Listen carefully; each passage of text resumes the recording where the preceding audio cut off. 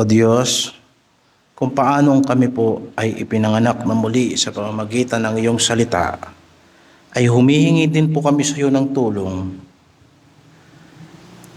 na nasain namin ito, tanggapin namin ito, maunawaan namin ito, at lumago kami rito.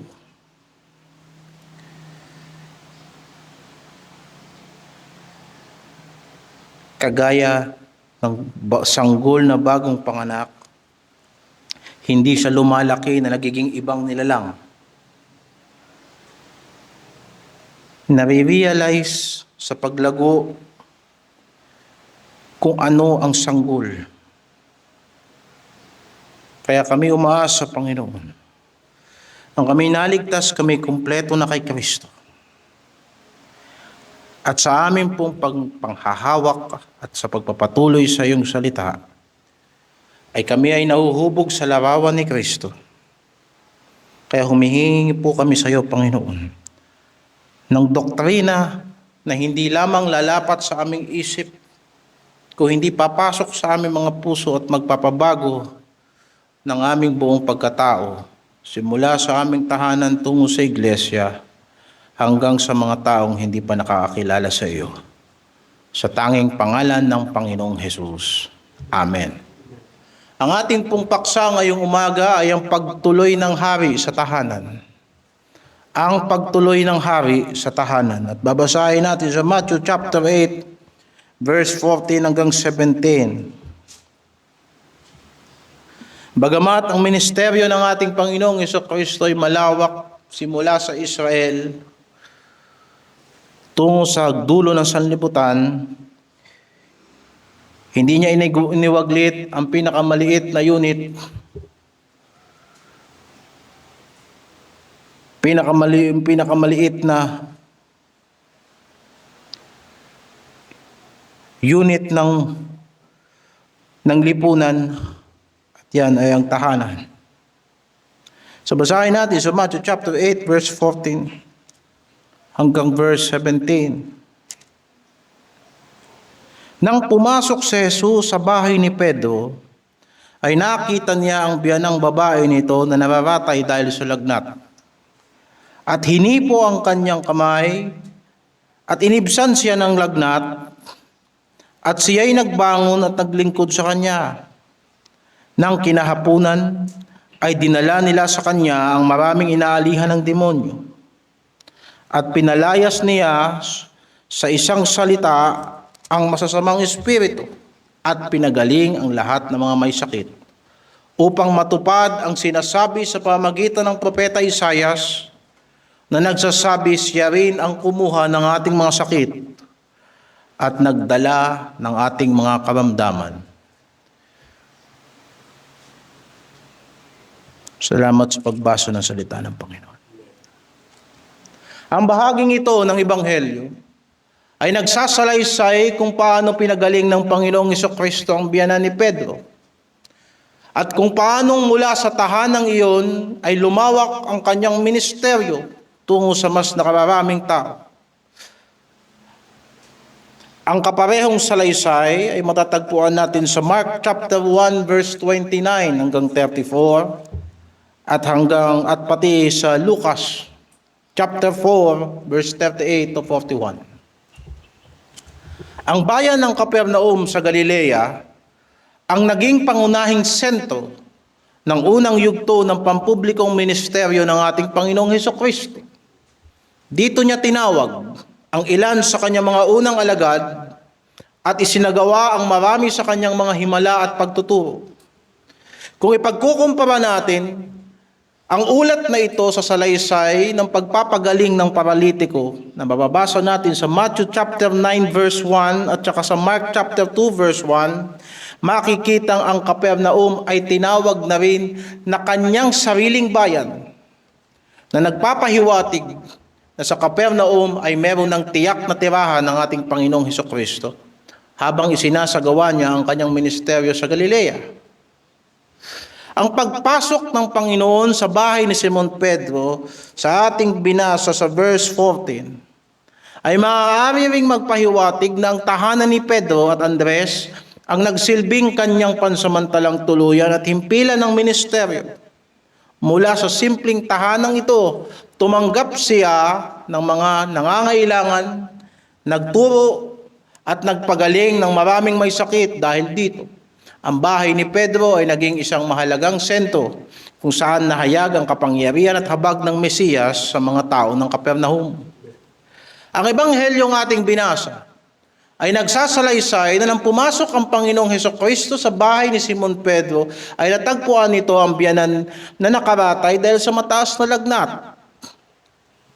Ayon sa ebanghelyo ni Marcos, agad siyang ipinamanhik na magkapatid na Pedro at Andres na pagalingin ang babae. Hindi natin nabasa dito sa Mateo. Pero sa Mark chapter 1 verse 30, nakiusap si Simon at si Andres na pagalingin ang biyanan ni Pedro, ni Simon Pedro. At bilang tugon, ipinamalas ng Panginoon ang kanyang banal na kapangyarihan.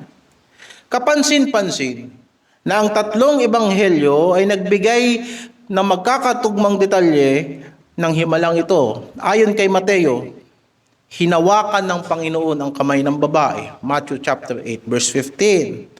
Ayon naman sa salaysay ni Lucas, sinaway ng Panginoon ang lagnat.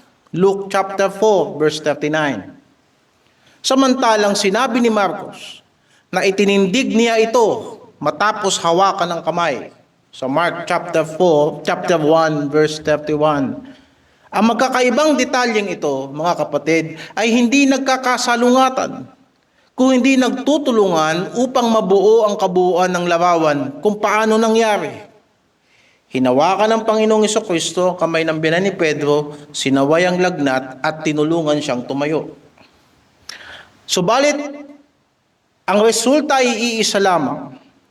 Nang kaagad siyang gumaling, nagbangon at nagsimulang maglingkod sa Panginoon at sa mga naroon sa tahanan. Ito ang unang bunga ng tinanggap niyang kagalingan at ito ay paglilingkod. Ngunit hindi nagtatapos ang ministeryo ng Panginoon sa loob ng tahanan ni Pedro.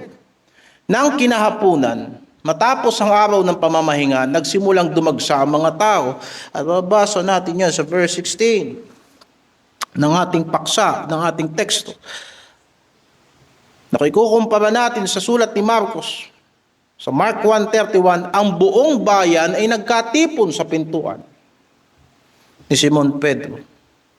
Sa makatuwid, ang tahanan ni Pedro ay naging sentro ng pagpapakita ng habag at kapangyarihan ng Mesiyas. Ang mga demonyo ay pinalaya at ang lahat ng may sakit na lumapit sa kanya ay pinagaling.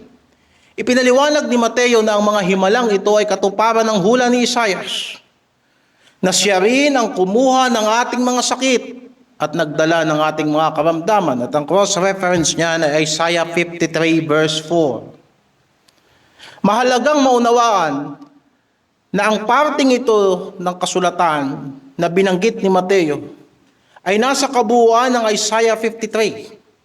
Ang kabanatang ito ay hindi lamang nagsasalita tungkol sa pagpapagaling, kundi tungkol sa lingkod ng Panginoon na darating upang magpakababa at siya'y tatanggihan ng mga tao at magdurusa alang-alang sa kanilang mga kasalanan. Sa verse 2 ng Isaiah 53, siya'y tumubo sa harap niya na gaya ng sariwang pananim at gaya ng ugat sa tuyong lupa. Walang anyo o kagandahan man, at pagka ating minasdan, siya ay walang kagandahan na mananais tayo sa kanya. Inihula sa mga talatang ito na ang magiging pamumuhay ng Mesiyas ay magiging kagaya lamang sa ordinaryong tao. At nakita natin dito na ang ginawang sentro ng ministeryo ng ating Panginoong Hesukristo ay ang simpleng bahay ni Simon Pedro. Gayon din, inihula rin sa mga sumunod na talata kung paanong sa kabila ng kanyang pagpapagaling, sa huli ay hindi siya pahahalagahan. At siya'y magdurusa para sa kasalanan ng kanyang bayan. Sa mga sumunod na talata ay inihula rin ang kanyang paghamak, pagdurusa at ang kanyang paghahandog ng sariling buhay bilang hain para sa kasalanan ng kanyang bayan. Sa pag-uugnay ni Mateo ng mga himala ni Hesukristo sa Isaiah 53 verse 4, ipinakita niya na ang bawat pagpapagaling ay tanda ng misyon ng Mesiyas. Ang Panginoon ay hindi lamang nag-aalis ng karamdaman na kagaya ng ginagawa ng isang normal na manggagamot. Ipinapakita niya ang kanyang pagiging tagapagligtas sapagkat ang pagkakasakit ay hindi gawa ng Diyos sa umpisa. Pumasok ito dahil sa kasalanan. At sa pagpapagaling ni Hesukristo, ipinapatikim niya sa kanyang bayan na sa huli, sa pamamagitan ng kanyang sakripisyo, sa kanyang buhay at kamatayan, papawiin niya ang kasalanan at ang lahat ng mga epekto nito sa tao. Ang mga himala ay mga paunang patunay na ganap na katubusan ang kanyang isa sa katuparan sa pamamagitan ng kanyang kamatayan at muling pagkabuhay. At nais ko rin idagdag, mga kapatid, kung paanong sa tuwing ang Panginoong Hesukristo ay nagpapagaling ng taong may sakit, nararamdaman ng kanyang katawang lupa ang kapaguran. Naalala ninyo yung sa Lucas chapter 8 na may isang babae na dinudugo ng 12 taon na lahat ng kanyang kayamanan ay naubos na sa mga manggagamot pero walang nakapagpagaling sa kanya. Hindi siya makalapit sa Panginoong Hesukristo. Una, sapagkat ayon sa batas, sa kautusan, siya ay marumi. Pangalawa, sapagkat maraming tao nakapalibot sa Panginoon. Kaya ipinagpasya na lamang niya sa kanyang sarili na hipuin, abutin, o hawakan yung laylayan ng damit ng ating Panginoon. Sa ganong pananampalataya, paniniwala niya na siya ay gagaling. At nang mahawakan niya ang damit ng ating Panginoon, tumigil ang Panginoon sa paglalakad at kanyang sinabi, "Sino humawak sa akin?" At sinabi ni Simon Pedro at lahat ng mga alagad na nakapalibot, "Panginoon, nagsisiksika ng mga tao. Bakit mo tinatanong kung sino humawak sa iyo?" At sinabi ng Panginoon, may humipo sa akin, sapagkat naramdaman ko na lumabas sa akin ang kapangyarihan. Isipin mo, kung isang buong maghapon ay nagpagaling at nagpagaling ang Panginoon. Isipin mo kung gaanong pagod ang naramdaman niya sa kanyang katawan bilang tao. At makikita mo siya sa Ebanghelyo na tutulog, nagugutom at nauuhaw. Na bagamat siya'y Diyos, namuhay siya na kagaya ng isang tao na ang lahat ng kanyang kalakasan ay nakadepende sa kapangyarihan ng Diyos. Hindi lang siya basta nagpagaling. Dinala niya sa kanyang sarili ang kanyang habag sa tao ay nauwi sa kanyang pakikiramay sa tao, hindi man literal na kanyang kinuha ang mga sakit sa kanyang katawan. Kundi yung stress nun, yung pagod nun, yung hirap nun. Lalo na't siya'y dinadagsa ng napakaraming tao. Kaya, ang paglawak ng ministeryo ng hari ay hindi lamang bunga ng kanyang kapangyarihan, kundi isinagawa rin sa pamamagitan ng maayos na organisasyon at karunungan. Bagamat siya ay tunay na Diyos, huwag nating kakalimutan na siya ay nagpakumbaba at namuhay bilang tunay ding tao. Bilang isang naglalakbay ng mga mangangaral, naranasan niya ang pagod, gutom, at pangangailangan ng pagpapahinga. Kinakailangan niya na isang tahanang maaaring balik-balikan, isang lugar na mapagpapahingahan, mapagkakainan, at mapagsasamahan niya ng kanyang mga alagad upang sila'y turuan at maihanda sa susunod na yugto ng kanilang ministeryo. Sa Capernaum, ang tahanan ni Simon Pedro at Andres ay malamang na nagsilbing gayong himpilan. Mula rito ay lumabas ang Panginoon upang mangaral, magpagaling at magpalaya. At dito rin siya nagbalik matapos ang kanyang mga gawain. Ang isang simpleng tahanan ng isang alagad na tumanggap sa Panginoong Hesukristo sa kanyang tahanan ay naging kasangkapan ng Diyos sa pagpapalawak ng kanyang kaharian. Mula rito mga kapatid, makikita natin ang tatlong prinsipyo sa pagmiministeryo ng hari. Una, kung saan mamamalagi ang hari, maglilingkod siya sa lugar na iyon. Kung saan mamamalagi ang hari, maglilingkod siya sa lugar na iyon. Pangalawa, kung saan maglilingkod ang hari, paglilingkuran siya sa lugar na iyon. Pangalawa, kung saan maglilingkod ang hari, paglilingkuran siya sa lugar na iyon.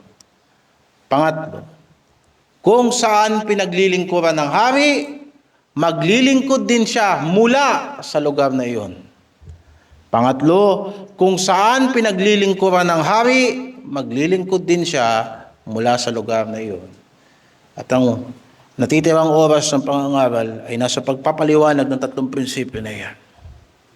Una, kung saan namamalagi ang Panginoon, doon siya naglilingkod. Hindi pinili ng Panginoon ang mga palasyo o mga sentro ng kapangyarihan. Ang hari ng mga hari ay bumaba mula sa langit upang ipanganak sa isang sabsaban. Pinili niyang manahan sa isang karaniwang tahanan at mula roon ay pinaglingkuran siya. At mula roon ay paglingkuran ang mga tao. Dahil dito, ang presensya ng Panginoong Hesukristo ay laging may kaakibat na biyaya at habag upang magpagaling, magturo, magpalaya, magpala at higit sa lahat ang magligtas. Ito ang mismo ang layunin ng kanyang pagparito. Sinabi niya sa Matthew chapter 20 verse 28 na ang anak ng tao ay hindi naparito upang paglingkuran, kundi upang maglingkod at ibigay ang kanyang buhay na pangtubos sa marami. Ang Panginoon ay hindi naghahanap una sa lahat ng mga taong maglilingkod sa Kanya, sapagkat walang taong makapaglilingkod sa Kanya sa pamantayang gugustuhin ng Diyos.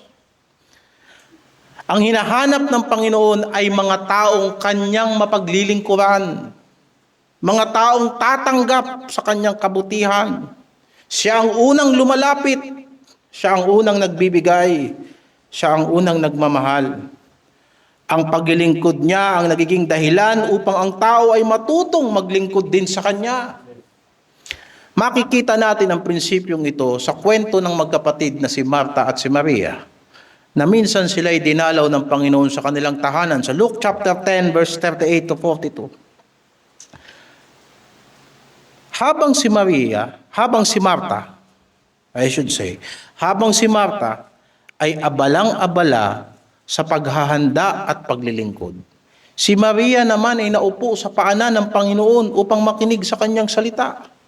Dahil dito, nagreklamo si Marta, Panginoon, wala bagang anuman sa iyo na pabayaan ako ng aking kapatid na babae na maglingkod na mag-isa?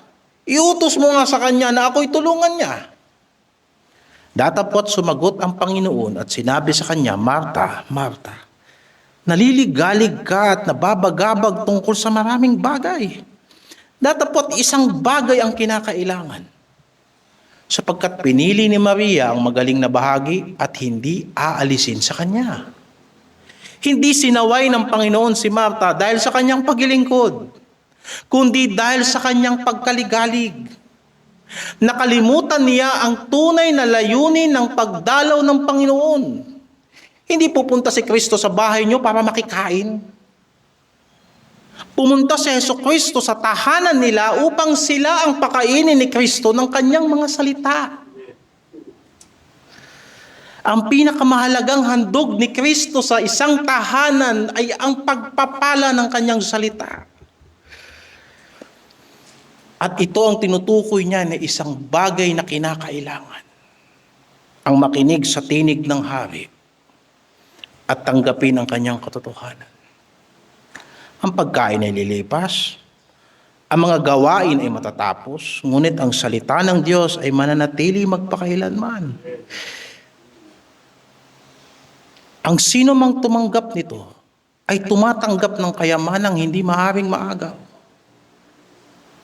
Ganito ang layunin ng Panginoong Hesukristo sa bawat tahanang pumapayag na siya ay pumasok. Hindi lamang siya pumapasok upang pagpalain ang ating mga kabuhayan o lutasin ang ating mga problema sa bahay. Higit sa lahat, pumapasok siya upang tayo ay turuan. Tayo ay baguhin, tayo ay pagalingin, tayo ay akayin sa tunay na kapahingahan. Ang layunin ng Panginoong Hesukristo sa ating mga tahanan ay upang matuto tayo sa Kanya. Na sa pamamagitan ng Kanyang salita, makatagpo tayo ng kapahingahan sa ating mga kaluluwa. At maranasan natin na siya ay maamo at may mapagpakumbabang puso. Ang pagtanggap sa Panginoong Hesukristo sa ating tahanan ay higit pa sa pagbubukas ng pintuan. Ang pagtanggap sa Panginoong Hesukristo sa tahanan ay pagsuko ng ating buhay sa Kanyang paghahari.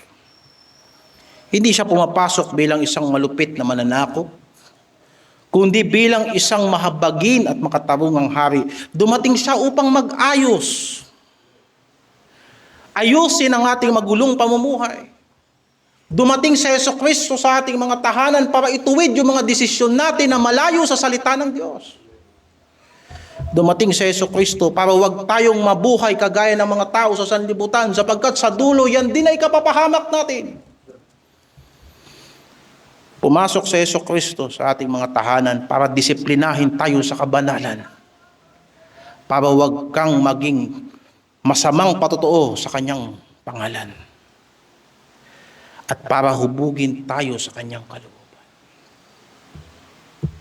Kapag tunay na naghahari ang Panginoong Hesukristo sa ating mga puso, unti-unti niyang aalisin ang mga Diyos-Diyosa na ating sinasamba. Papasok si Kristo sa inyong mga tahanan para alisin ang mga Diyos-Diyosa niyo sa inyong mga bahay. Kung hindi nyo susuko ang inyong mga Diyos-Diyosan kay Kristo, paano nyo sasabihin na Panginoon nyo si Hesukristo? At ito ang isang dahilan kung bakit mababaw ang pagtanggap natin sa Panginoon sa ating mga tahanan.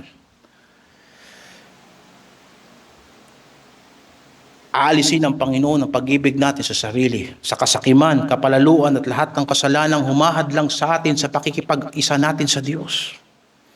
Ang Kanyang salita ang nagiging pamantayan ng ating pag-iisip at ang Kanyang kalooban na nagiging tuntunin ng ating pamumuhay at ang Kanyang biyaya ay nagbibigay sa atin ng lakas upang mamuhay sa pagpapasakop sa Kanya. Ito ang unang bunga ng tahanang tinatahanan ng hari. Nung tinanggap ni Simon Pedro na si Hesukristo ay manatili sa kanyang bahay,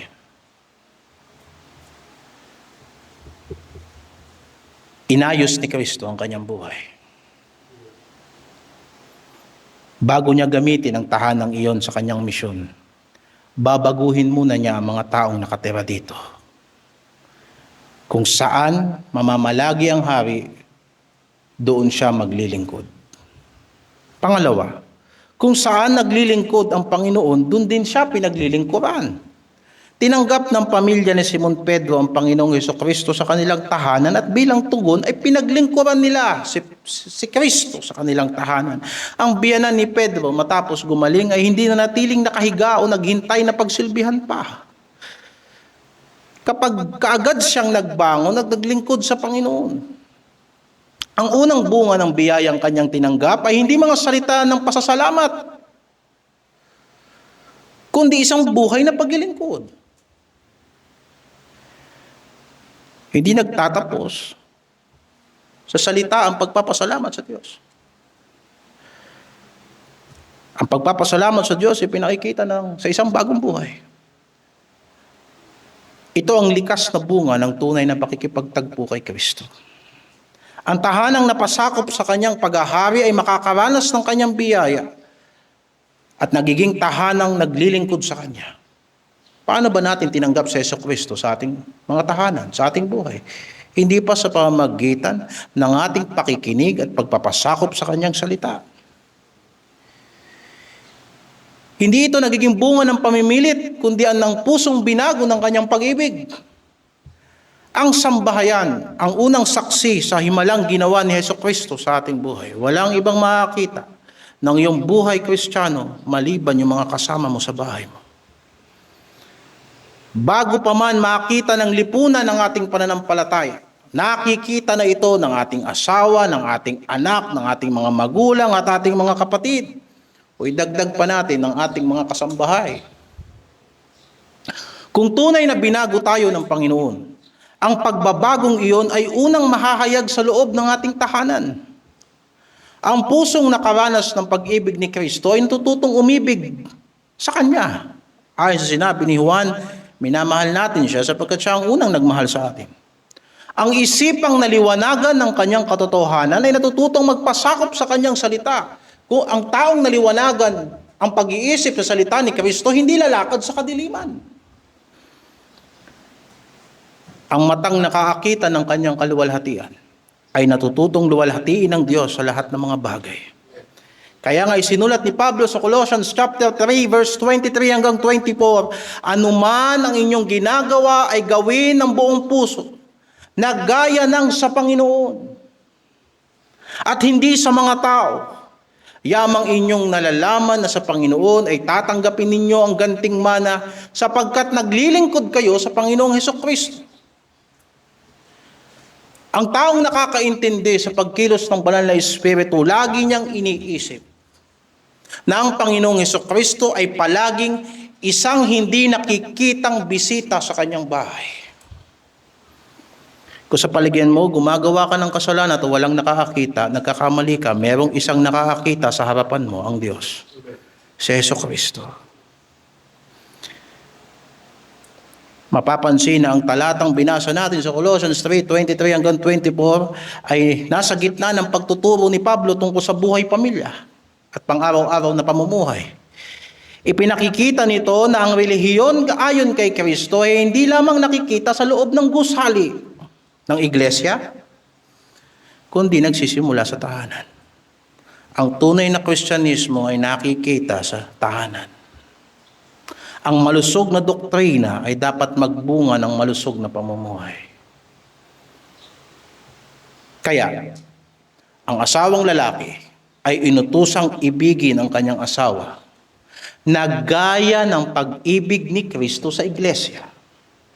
Inaaruga niya ito, kinakandili niya ito. Hindi niya lang niya basta binibigyan ng pagkain at inumin at pera para may panggasto sa pang-araw-araw. Yung salitang kinakandili. Pinaglalaanan niya ng oras. Pinatitibay niya sa pamamagitan ng kanyang presensya. Yan ang pag-ibig. Kulang ang lahat ng pera sa sanlibutan para magpadama ng pagmamahal. At ang asawang babae naman, ay nagpapasakop sa kanyang asawa gaya ng pagpapasakop ng iglesia kay Kristo. Pansinin niyo, ini-emphasis ko yung halimbawa ni Kristo. Ang lalaki ay nagmamahal kagaya ng pagmamahal ni Kristo. At ang babae ay nagpapasakop sa asawang lalaki kagaya ng iglesia na katawan ni Kristo ay nagpapasakop kay Kristo. At ang mga asawang babae ay dapat umibig sa kanilang asawa at sa mga anak, maging mahinahon at masipag sa kanilang tahanan. Ayon kay Tito, upang huwag malapastangan ang salita ng Diyos. Ang magulong tahanan, ang makalat na tahanan ay paglapastangan sa salita ng Diyos. Ang bahay na walang kaayos-ayos, di baling mahirap tayo pero hindi dapat magulo. Hindi dapat makalat. Sapagkat yan ay paglapastangan sa salita ng Diyos. Ang mga magulang ay dapat maging halimbawa ng pag-ibig sa Diyos at sa pagsunod sa kanyang salita. Samantalang ang mga anak ay dapat sumunod sa kanilang mga magulang alang-alang sa Panginoon. So, tignan mo yung mga salitado na alang-alang sa Panginoon, kagaya kay Kristo. E pag tinitignan mo yung kasama mo sa bahay, hindi mo iniisip yung kasama mo sa bahay, higit pa dyan, iniisip mo si Hesukristo yung ginagawan mo ng iyong responsibilidad. Sapagkat naranasan mo sa iyong buhay ang pagliligtas ng Panginoon. Dahil dito, ang tahanan ay hindi hiwalay sa ministeryo. Ito pa nga ang unang pagsubok sa ministeryo. Kaya't sinabi ni Pablo na ang sino mang nagnanais manguna sa iglesia ay dapat munang maipakita ang maayos na pamamahala sa kanyang sariling sambahayan. Or at least, i-establish mo na may sambahayan ka. Sapagkat kung ang sino man ay hindi marunong mamahala sa kanyang sariling sambahayan, paano niya mapapangalagaan ang iglesia ng Diyos?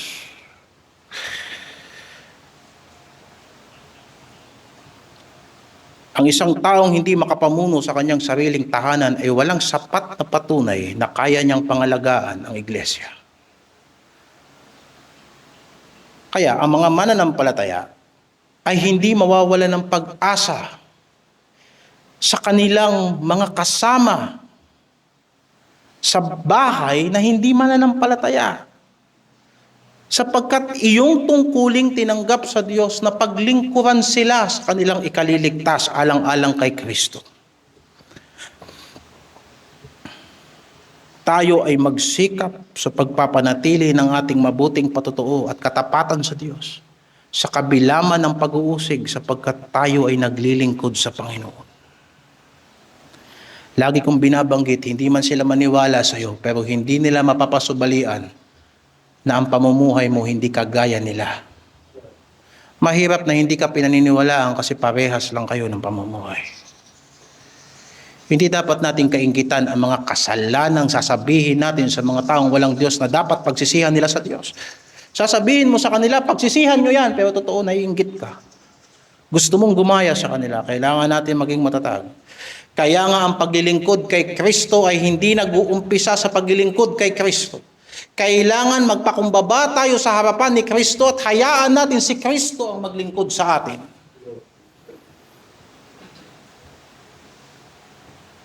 Hindi tayo nagkaroon ng bahagi kay Kristo kasi hinugasan natin ang paa niya. Nagkaroon tayo ng bahagi sa Kanya sapagkat siya ang naghugas sa atin.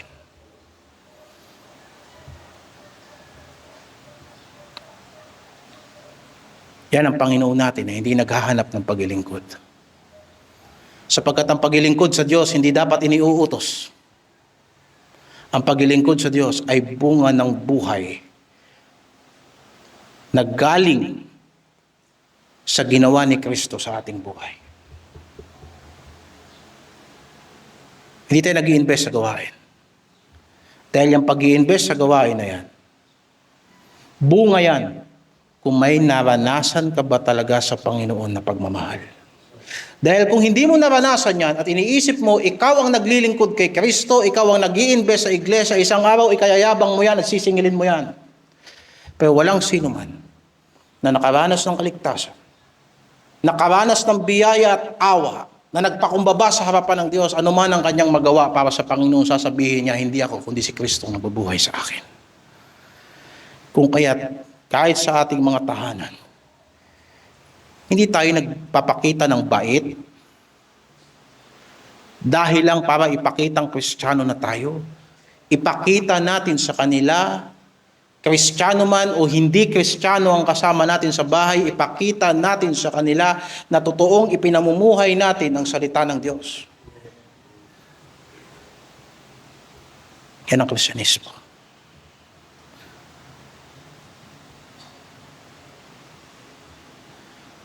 Naalala ko noon, sinasabi ng matatanda, kung ano ka sa bahay mo, yun din ipapakita mo sa labas.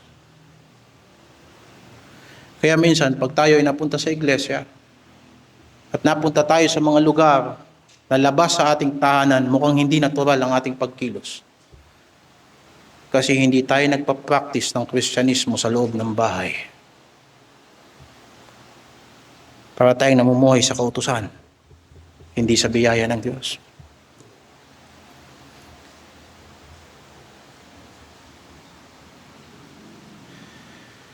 Dahil dito, at sa huli, ang tahanang tunay na pinaglingkuran ni Kristo ay maging tahanang naglilingkod kay Kristo. Ang biyayang tinanggap ay hindi na nanatili sa loob ng puso. Ito'y umaapaw sa buhay, sa pamilya at sa lahat ng ating ginagawa. Saan ka nakakita ng liwanag na naikubli ng dilim? Tignan mo ang bituin. Kalayo-layo niyan. Pero dahil sa liwanag yan, nakikita mo pa rin yan. Kahit anong layo.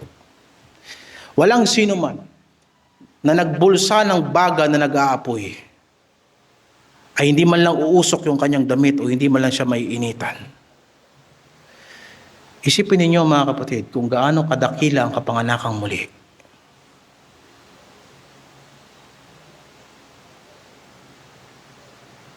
Mas madaling magpanggap na Kristiyano kaysa magpanggap na hindi Kristiyano.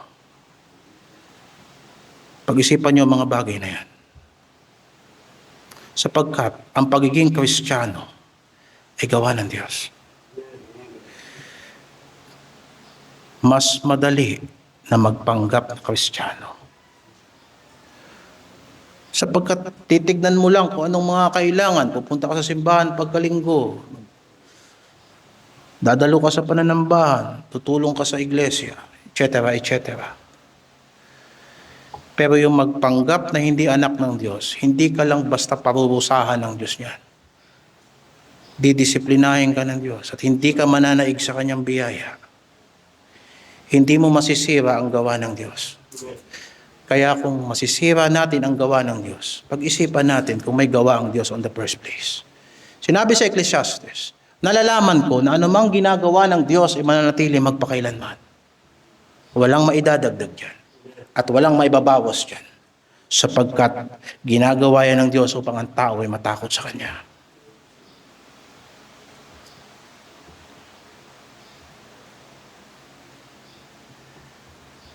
Pangatlo at huli, kung saan pinaglilingkuran ang Panginoon, mula roon ay pinalalawak niya ang kanyang ministeryo. Ang bahay ni Simon Pedro ay hindi lamang naging lugar ng kapahingahan ng Panginoong Jesucristo. Ito ay naging himpilan ng kanyang ministeryo. Doon, dinala ng mga tao ang kanilang mga may sakit at ang mga inaalihan ng demonyo.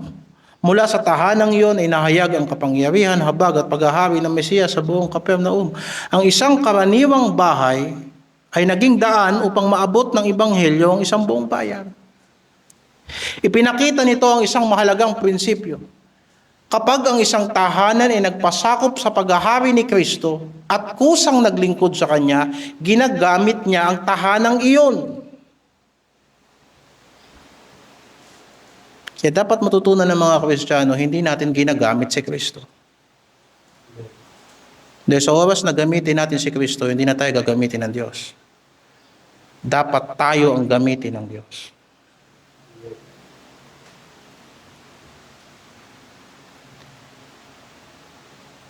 Hindi natin ginagamit ang mga talata sa Biblia para ilusot yung kalooban natin na kahit hindi naman kalooban ng Diyos. Ganyan ang paggamit sa Diyos. Kung hindi hinahayaan natin si Kristo ang humubog ng ating buhay.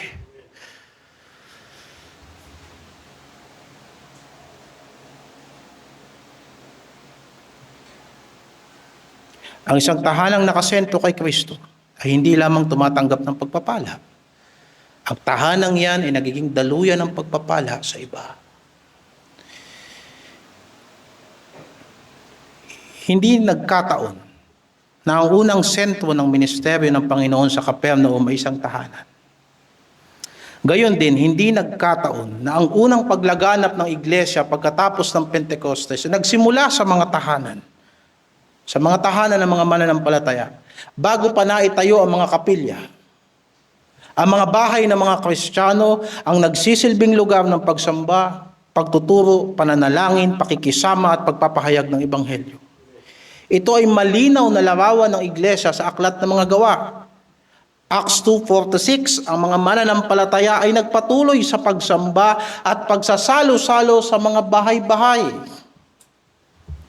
Acts 5:42, araw-araw ay hindi tumigil ang mga apostoles sa pagtuturo at pangangaral kay Kristo, patungkol kay Kristo sa templo at sa mga bahay-bahay. Sa Acts 12:12, ang bahay ni Maria na ina ni Marcos ay naging lugar ng pananalangin ng iglesia. Sa Gawa 16:15, binuksan ni Lydia ang kanyang tahanan upang maging kanlungan ng mga lingkod ng Diyos at ito ang naging unang mission house sa iglesia sa Pilipos. Sa Gawa 18:1-3, ang tahanan at hanap buhay ni Aquila at ni Priscilla ay naging kasangkapan sa ministeryo ni Pablo. At mababasa natin sa Romans 16 verse 3-5, binati ni Pablo ang iglesia na nagtitipon sa bahay ni Priscilla at Aquila. Mapapansin natin dito na ang estratehiya ng Diyos ay hindi nakasalalay sa pagkakaroon ng malalaking gusali. Ginamit niya ang mga tahanang handang magpasakop sa kanyang paghahari. At kahit pa magkaroon tayo ng building project, hindi yan itatayo sa pamamagitan ng mga taong nagre-rebelde sa Diyos. Kahit si Nehemias ay nagsabi, sa mga kalaban ng Diyos, wala kayong bahagi sa Jerusalem. Kahit pa magkaroon tayo ng malaking gusali rito, ang mga tahanan ng mga Kristiyano ay mananatili pa ring sentro ng mga gawain sapagkat sino ang mamumuno sa iglesia? Sino ang magtuturo? Yung mga tao na walang patotoo sa bahay? Yung mga taong bulagsak sa tahanan niya ng mag-aayos ng buhay ng mga taong wasak? Of course, hindi. Natural, hindi. Yung mga taong hindi mapagmahal sa sarili nilang anak, yun ang magtuturo sa anak ng iba? Hindi, mga kapatid. Kung kaya't makikita mo na ang tahanan ay lugar din kung saan hinuhubog ng Diyos ang ating pasensya. Ang tahanan din ay lugar kung saan tayo tinuturuan ng wisdom sa pamagitan ng salita ng Diyos. Bakit? Sapagkat ito rin ang hamon sa atin sa ngayon. Kagaya sa panahon ni Pedro, nang pinagalin ng Panginoon ang biyanan ni Pedro, siya'y naglingkod sa Panginoon at pagkatapos ng kinahapunan, lumabas ang Panginoon sa pintuan at sa pintuang yan naglapitan ng mga tao kay Kristo. Ito ang hamon sa pananampalataya ngayon. Hindi basta gawin nating sentro ang tahanan natin ng ministeryo, kundi sana makita ng sanlibutan sa bahay natin si Kristo. Hindi lamang dapat maging tirahan ng ating bahay. Hindi ito lugar para tumambay tayo at magsayang ng oras. Pinagpala tayo ng Diyos na meron tayong masisilungan at meron tayong lugar na magiging pribado ang ating mga buhay. Hindi para mamuhay tayo sa sarili natin. May lugar tayo kung saan tayo nakakakain, nakakapahinga, nagkakaroon tayo ng kapayapaan sa isip at pagpayapa ang isip natin, nakakapagplano tayo ng mabuti. At doon natin natuturuan ang mga anak natin ng mga values na hindi nila makikita sa kalsada at sa eskwelahan. Sapagkat lahat tayo, sama-sama tayo, lalabas tayo ng ating tahanan. Dapat itong maging tahanang kinikilala ang paghahari ni Kristo. Maaari itong maging lugar ng pananalangin. Maaari itong maging lugar ng pag-aaral ng salita ng Diyos. Maaari itong maging lugar ng pagtuturo sa mga bata. Maaari itong lugar ng pagtanggap sa mga kapatid at isang bagay na kailangan matutunan natin, ang pagtanggap ng bisita. Hebrews chapter 13 verse 2. At ang pagpapahayag ng ebanghelyo sa mga kaibigan at kapitbahay. Ang tahanang ginagamit para sa kaharian ng Diyos ay nagiging himpilan ng kanyang ministeryo. Minsan nakita mo ba sa labas ng bahay mo na maraming mga batang naglalaro?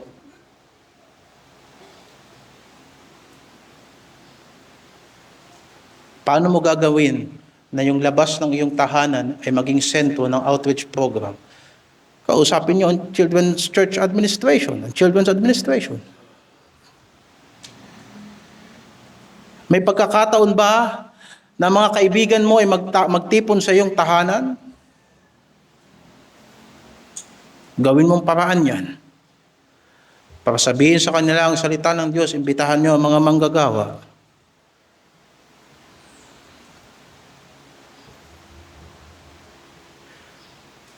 Ang ating mga tahanan ay nawa maging sentro ng mga gawain sa pananalangin at sa pagsasama-sama at pagpapalakasan sa isa't isa.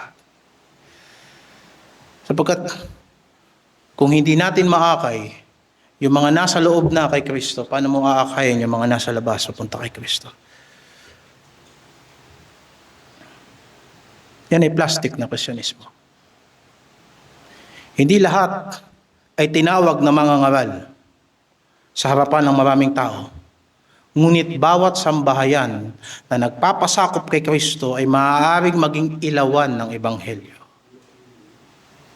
Kasi sinabi ng Panginoon, ang isang tahanan na nakatayo sa itaas ng burol ay hindi maitatago. Hindi tayo basta tumatagal sa lugar na ito. Nawa nakita ng lugar na ito kung paano tayo naging matapat kay Kristo. Ang tanong ay hindi kung gaano kalaki ang tahanan natin. Hindi yan ang tanong. Kung may espasyo ka ba o wala. Ang tanong dito, kung naghahari ba si Kristo sa buhay niyong pamilya.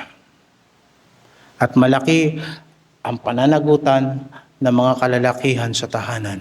Malaki ang pananagutan ng mga ama ng tahanan.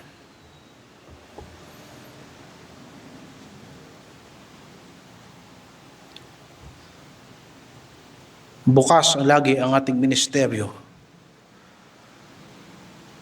para sa pagdadala ng salita ng Diyos sa inyong mga tahanan. Huwag kayong mahiya magsabi, mga kapatid. Kapag si Jesucristo ang hari ng ating tahanan, magagamit niya ito upang maabot ang marami para sa kanyang kaharian.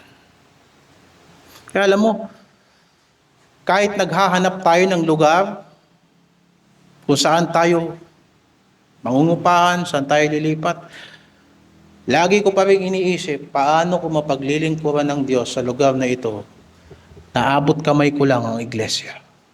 Bakit? Sapagkat naniniwala ako si Kristo ang Panginoon ng buhay ko. Hindi yan theoretical. Hindi ko trabaho na dalhin si Kristo kung saan-saan. Si Kristo ang magdadala sa akin sa kanyang kalooban. Napakaraming Kristiyano na walang matibay na pundasyon, hindi lang sa pananampalataya, kundi sa buhay. Tandaan natin, kung ang mga buhay natin walang direksyon, anong klaseng patotoo yan ay pinapakita natin sa mga taong walang Diyos na mukhang mas matibay pa ang buhay nila kaysa sa atin. Mahirap na nga tayo, wala pa tayong paninindigan. Kung wala kang paninindigan, anong pag-asa mo? Wala kang pag-asa, anong hinihintay mo? At para saan lahat ng iyong pagsisikap? Kaya sa pangwakas na panawagan, ang sambahayan ay higit pa sa isang gusali o tirahan. Kagaya na ang iglesia ay hindi kapilya, ang iglesia ay yung mga tao na dapat nagtitipon-tipon sa loob ng kapilya. Ang tunay na tahanan ay hindi ang apat na kanto ng iyong bahay na nasa ilalim ng isang bubong. Ang tunay na tahanan, ikaw at yung mga kasama mo sa bahay. Yung dinadala mo sila kay Kristo. Yung pag-ibig na binubuo nyo sa isa't isa. Hindi dapat naghihiwa-hiwalay ang pamilya dahil sa kahirapan o sa katigasan ng ulo. Pero totoo lang, kapag nabuo ang tahanan, wala namang kasalanan makakapaghiwalay dyan. Ang anak mo, kahit anong salbahe niyan, hindi mo yan palalayasin. Maliban na lang kung umalis siya sa bahay mo. Yan ay kung may bahay ka. Yan ay kung mayroon kang may tuturing na sarili mong kaharian. Kaya bumalik tayo sa pamantayan ng salita ng Diyos na ang mga tatay ay dapat manguna sa kanilang mga tahanan. At huwag tayong susuko hanggat buhay tayo na ang isang miyembro natin sa pamilya ay hindi natin madala sa Panginoon. Ibangako natin yan sa Diyos. Hanggat nabubuhay tayo. Dahil maaaring hindi hahanapin sa iyo ang iglesia, pero hahanapin sa iyo ng Diyos ang pamilya mo. At sigurado ako dyan, sapagkat ang mga bata ay pamana ng Panginoon. Kaya binubukas natin ang ating kamay sa yakap ni Kristo para sa mga bata. Kung hindi sila nakatagpo ng mga magulang sa Panginoon, hindi para palitan namin ang inyong mga magulang. Iisa lang ang magulang nyo. Pero para patnubayan kayo, meron kayong tahanan dito sa iglesia, ang inyong Ama ay nasa langit na nag-aalala para sa inyo. At sino ang mga taong maglilingkod sa komunidad para sa mga batang kapuspalad? Hindi yung mga taong makasarili. Hindi yung mga taong hindi yung mga taong hindi nahubog sa habag. Sapagkat ang paglilingkod sa Diyos, kagaya ng naranasan ni Kristo sa kanyang katawan, nakakapagod, nakakapuno, nakakapundi.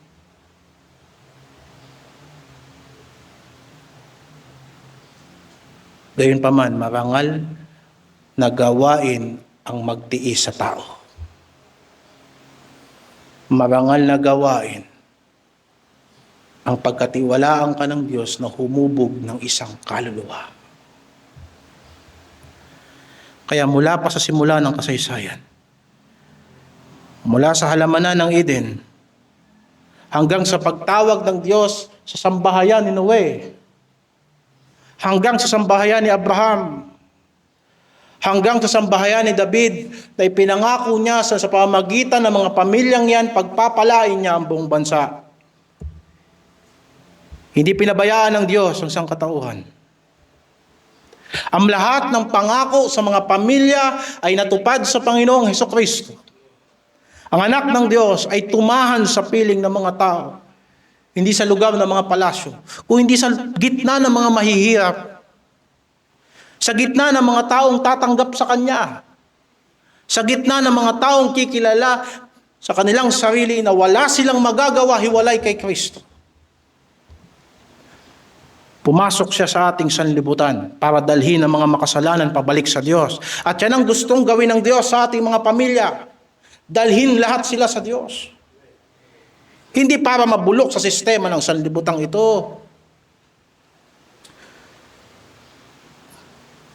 Naghihintay ang sanlibutan ng isang henerasyon ng mga kabataan, ng mga binata at dalaga na magtatayo ng makadiyos na pamilya.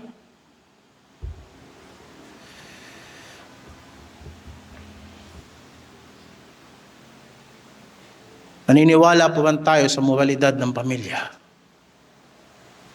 Naniniwala pa rin tayo na ang tunay na pagmamahal ay hindi mandaraya at hindi makasarili. Na ang pagmamahal ay hindi mapanakit. Ang pagmamahal ay nagsasalita ng totoo. Naniniwala pa rin tayo na dahil kay Kristo, ang mga tahanan ay makababalik sa Diyos. Masdan mo yung isang linggo na gawain sa loob ng inyong bahay. Paano nyo na ipakita ang pagsamba nyo kay Kristo?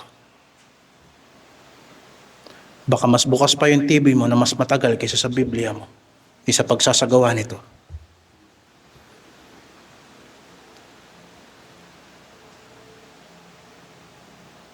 Huwag nating kakalimutan ang manalangin at magbulay-bulay ng salita ng Diyos.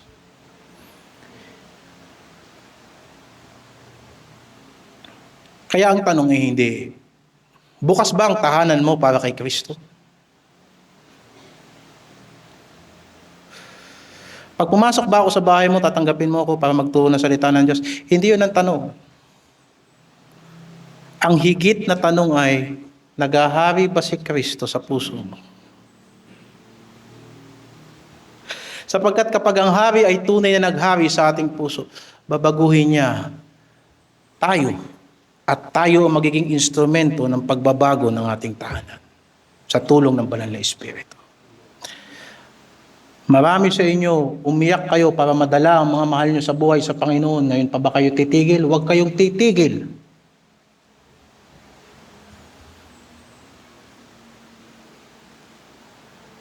At kung mananalangin ka lang din ng matapat, mamuhay ka na rin ng matapat. Dahil mahirap na nananalangin ka ng iba sa ginagawa mo naman iba.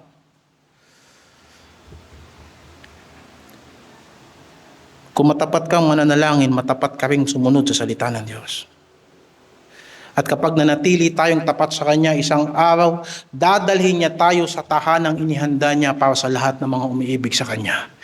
Dahil ang mga tahanan natin dito sa lupa, na pilit nating binubuo, dalangin nating isang araw, makasama natin lahat yan, hindi sa tahanan dito sa lupa, kundi sa tahanan ng Diyos, sa Kanyang muling pagbabalik. Kagaya ng sinasabi sa kasulatan, narito, ang tabernakulo ng Diyos ay nasa mga tao, at siya ay tatahang kasama nila, at sila ay magiging bayan niya, at ang Diyos din ay sasa kanila, at magiging Diyos nila. Revelation 21 verse 3. Yan ang salita ng Panginoon. Manalangin tayo. O Diyos, banal at makapangyarihan sa lahat. Pinupuri ka namin kung paano ka namin tinanggap bilang Panginoon ng aming buhay. Tulungan mo kaming lumakad sa iyo. Hiwalay sa iyong biyaya at sa iyong Santong Espiritu, wala po kaming magagawa. Panginoon, kung paano ka namin tinanggap, sana po tanggapin ka rin ng mga kasama namin sa buhay na hindi pa nakakakilala sa iyo. Panginoon, umaasa po kami na ang pagtatapat namin sa iyo ay magsisilbing patutuo sa kanila. Panginoon, tulungan mo kaming magpatutuo sa komunidad na ito. Hindi lamang sa mensaheng dinadala namin, kundi sa mensaheng ibinubuhay namin. Panginoon, manahan ka sa aming mga tahanan. Kagaya ng pumasok ka sa tahanan ni Pedro at inayos mo ang tahanan ni Pedro at nakialam ka, inalis mo ang sakit, pumasok ka rin sa aming mga tahanan. Ang iyong Santong Espiritu ay kumilos sa aming tahanan.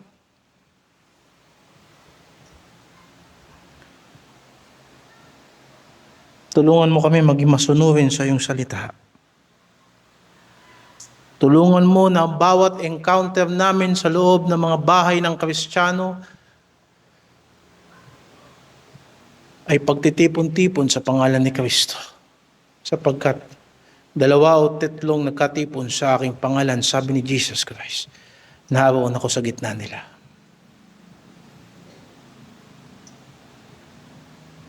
Sinabi mo, Panginoon din, na manampalataya kami sa Panginoong Jesucristo at kami maliligtas kasama ng aming sambayan. Dahil dito, Panginoon, inihiling namin na aming tahanan ay gamitin mo na panghikayat sa mga tao na makinig sa iyong salita at mailapit namin sila sa iyo. Mula doon sa aming mga tahanan, O Diyos, humubog ka ng mga manggagawa sa pamamagitan ng isang makadiyos na pagiging haligi ng tahanan.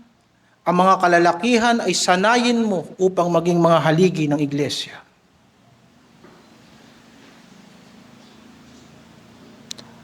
Bilang mga halimbawa sa mga anak, sa pagpapasakop at sa pagpapatupad ng iyong kalooban sa tahanan, hubugin mo ang mga nanay upang sila ay maging mga tagapagturo sa iglesia, lalo na ng mga kabataan. Sa pamamagitan ng pagiging mapagpasakop ng mga kabataan at masunurin sa kanilang mga magulang, hubugin mo ang mga kabataan na maging kapaki-pakinabang at maging matitibay na bahagi ng iyong ministeryo. Panginoon, higit sa lahat, buuin mo ang iglesyang ito bilang isang pamilya. Na ang iyong banal na Espiritu ang nagtatagni-tagni sa aming mga kalooban, hindi man sa pamagitan ng dugo at laman, kundi sa iisang Espiritu na minamahal ka namin, sapagkat minamahal mo kami. Nakita namin sa salita mo ang buhay, kaya't minamahal namin ang salita mo. Niligtas mo ang kaluluwa namin. Kung kaya't nais po namin na mga taong malayo sa iyo ay makalapit sa iyo. At sa huli, O Diyos, sa pagbubuklod-buklod namin bilang pamilya ng Diyos sa lugar na ito, ang iglesia bilang templo ng banal na Espiritu, pahintulutan mo kami na makapagtayo ng gusaling sambahan sa lugar na ito na magpapahayag ng iyong kagandahan, na magpapahayag ng iyong kaluwalhatian sa Bagong-Nayon.